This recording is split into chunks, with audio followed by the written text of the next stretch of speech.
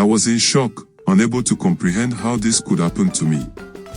This was just the beginning of a long painful journey through a flawed justice system that would change my life forever. My name is Doug Benson. Before everything changed, I was a skilled barber in Kaduna State, Nigeria. My life revolved around my barber shop, where I spent my days perfecting hairstyles and engaging in lively conversations with customers.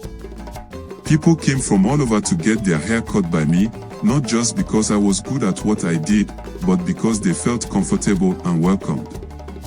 My shop was more than a business, it was a gathering place, a hub of the community. I took pride in my work and cherished the relationships I built with my clients. Life was simple and fulfilling. I never imagined it could be otherwise. But one fateful Monday afternoon at around 2 p.m., my world turned upside down. A robbery occurred nearby, and though I was entirely uninvolved, my name was somehow dragged into the mess. The next morning, as I prepared to brush my teeth, the police showed up at my door. They accused me of participating in the robbery. I was in shock, unable to comprehend how this could happen to me. This was just the beginning of a long, painful journey through a flawed justice system that would change my life forever. Let me tell you a little bit about my life as a barber. Every morning, I opened my barber shop with a sense of purpose and joy. The smell of hair products and the sound of clippers filled the air as I prepared for a busy day. My customers ranged from young boys eager for their first haircuts to elderly men who enjoyed the familiarity of our conversations. Each haircut was a chance to connect, to listen to their stories, and to share my own. The shop was always bustling with laughter and chatter, creating a warm and inviting atmosphere. My reputation as a skilled barber spread throughout Kaduna State, and I took pride in my work. My hands were steady, my tools sharp, and my eye for detail keen. I loved transforming people's appearances, seeing the satisfaction on their faces when they looked in the mirror. It wasn't just about the haircuts, it was about making people feel good about themselves. This sense of community and mutual respect made my shop a beloved part of the neighborhood. I had a stable life, surrounded by people who trusted and respected me. Little did I know, everything I had built was about to be shattered by a false accusation. Here comes the day of the robbery. That Monday seemed like any other. The sun was shining, and I was busy with customers, ensuring they left my shop looking their best. Around 2 p.m., I heard the shocking news of a robbery that had taken place nearby. The community was abuzz with rumors and speculations, but I continued with my work, never imagining that this incident would affect me. As the day turned into night, I finished my last haircut and closed up shop, thinking about the day's events and the unsettling news. The next morning, I woke up early, ready to start a new day. I was about to brush my teeth when I heard a knock on the door. To my utter shock, it was the police. They accused me of being involved in the robbery. I was stunned, unable to believe what I was hearing. I tried to explain that I had been at my shop the whole time, but they didn't listen. They handcuffed me and took me away, leaving me in a state of disbelief and fear. My peaceful life as a barber had been turned upside down in an instant, and I was plunged into a nightmare. The legal battle is yet another tug of war. Navigating the Nigerian legal system as an accused person without resources was a harrowing experience. From the outset, it was clear that the odds were stacked against me. The courtroom was a place of fear and uncertainty, where I faced false witnesses who claimed I was involved in the robbery. These individuals, whose motives I could only speculate on, delivered their testimonies with confidence, and the judges seemed predisposed to believe them. I felt voiceless and powerless. I had no lawyer to defend me, no one to challenge the lies being presented. The legal process was painfully slow, and every court appearance filled me with dread. Each session felt like a step further into an abyss of hopelessness. I tried to maintain my innocence, to hold on to the belief that truth would eventually prevail, but the constant setbacks and the lack of support wore me down. The judges appeared uninterested in my pleas, and the police prosecutors seemed determined to see me punished. It was a fight I was not equipped to win, and as the years dragged on, my hope for justice diminished. The legal battle was a nightmare, and I was caught in its relentless grip. Life in prison, guys, is another kettle of fish. Life in prison was tough and harsh, very different from my life as a respected barber in Kaduna State.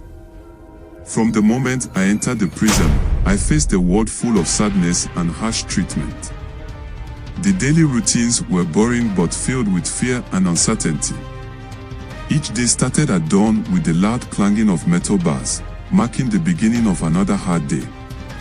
We were forced out of our cells for roll call, a process that was humiliating and tiring. The guards treated us with indifference at best and with cruelty at worst. The emotional and mental toll of prison life was very heavy.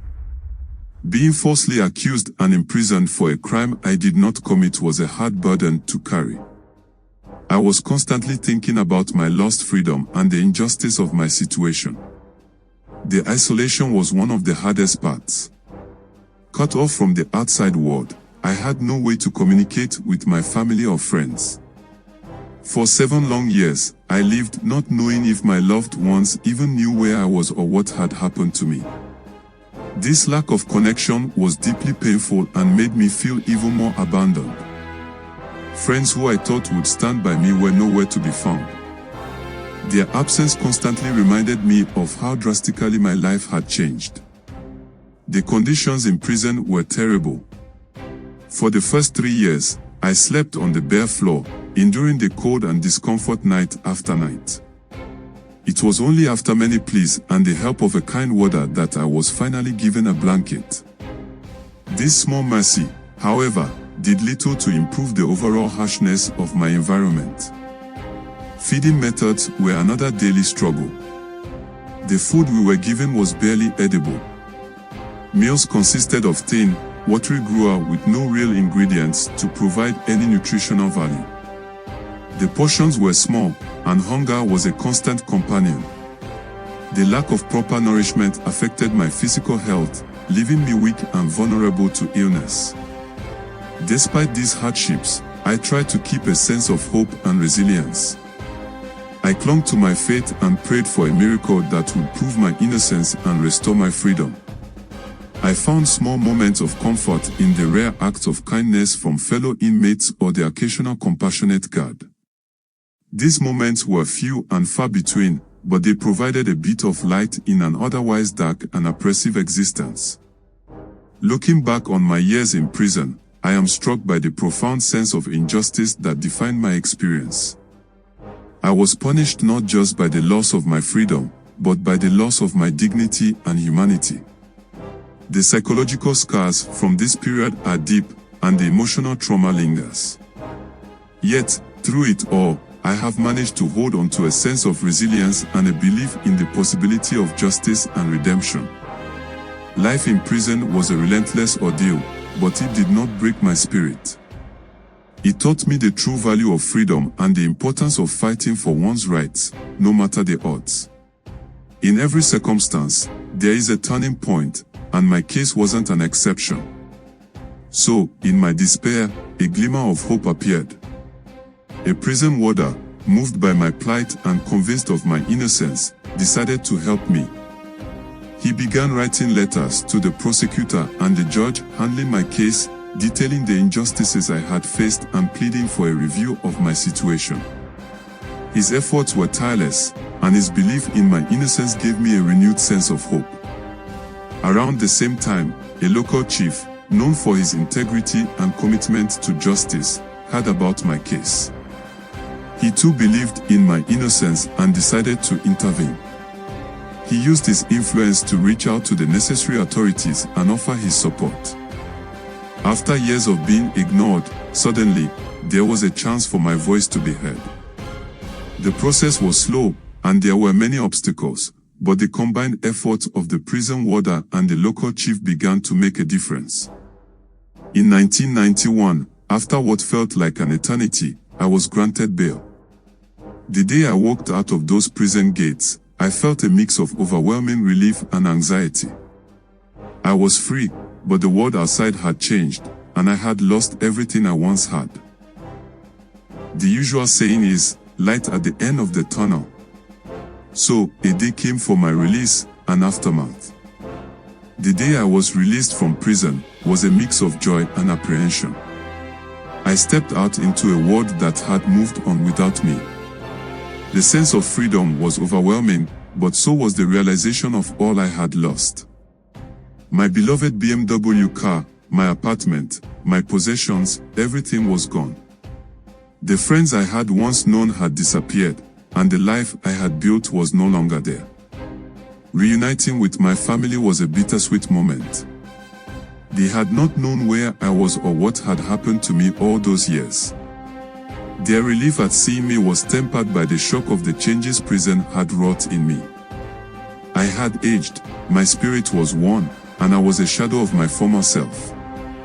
Adjusting to life outside prison was incredibly difficult. I struggled to find my place in a world that had moved on. The stigma of my imprisonment hung over me, making it hard to rebuild my life.